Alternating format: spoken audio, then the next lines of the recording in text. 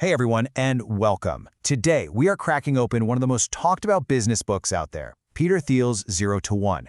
It's this really powerful guide on how to stop just competing with everyone else and actually start creating something brand new for the future. Okay, so let's dive right in. Thiel kicks things off with this really core distinction. He says there are basically two ways the world moves forward. First, you've got horizontal progress, or one to N. Think of this as globalization. It's when you take something that already works and just make more of it, spreading it around, like a successful coffee shop opening another one in the next town. But then there's vertical progress, or zero to one, and this, he says, is technology. It's about creating something totally new, something that has literally never existed before. This is the stuff that really changes the game. So, with that big idea in mind, Thiel immediately starts to challenge something we all take for granted in business, the idea that competition is the holy grail. I mean, we've all heard this a million times, right?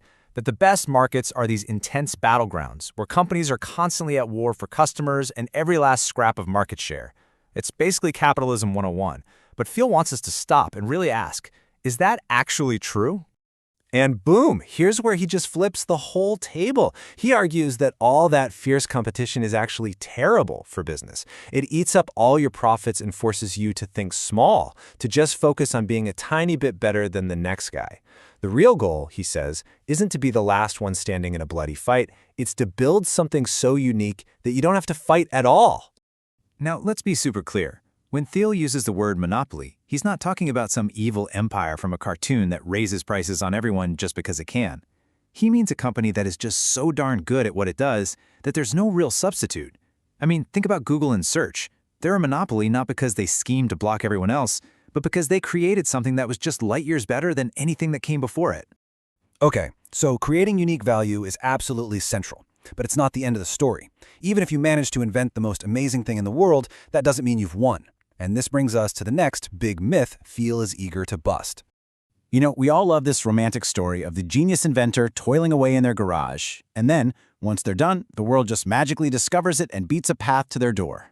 It's a great story, but is it actually how things work? Well, according to Thiel, the answer is a huge, resounding no. The hard truth is, the engineering, the product design, that's maybe half the battle. So many brilliant companies have crashed and burned because they fell into the trap of thinking their product was just so amazing it would sell itself.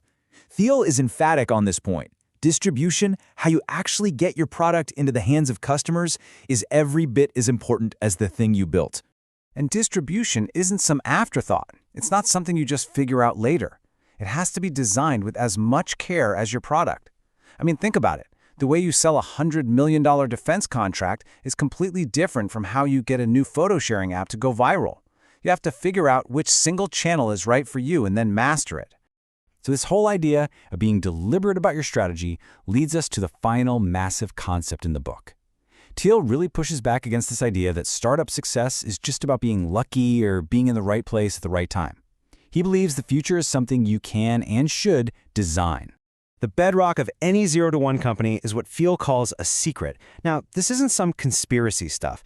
A secret is simply an important truth that most people don't see yet. It's a contrarian belief about how the world could be better. The classic example is Airbnb. Their secret wasn't just people have spare rooms. Their secret was believing that strangers would actually trust each other enough to stay in their homes. At the time, everyone thought that was crazy.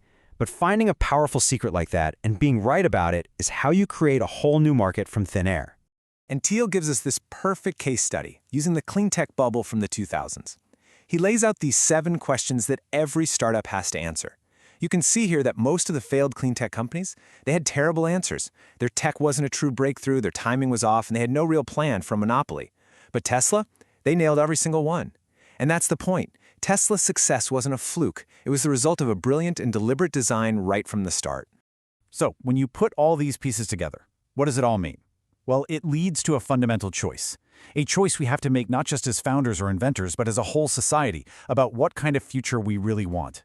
Thiel presents us with two very different paths. On one hand, we could have a future of stagnation. That's where we just keep doing more of the same, globalization without any real technological breakthroughs. Or we could aim for a future of singularity, a massive transformative leap forward, powered by those zero-to-one innovations. The crucial part is that this isn't pre-written. The outcome depends entirely on whether we choose to create new things. And that really leaves us with the ultimate challenge from the book. It's a question not just for entrepreneurs, but for every single one of us who wants to make a difference. What valuable company is nobody building? Or to put it another way, what important truth do you believe that very few people agree with you on? Finding your answer to that, well, that's the first real step to building the future. That's how you go from 0 to 1.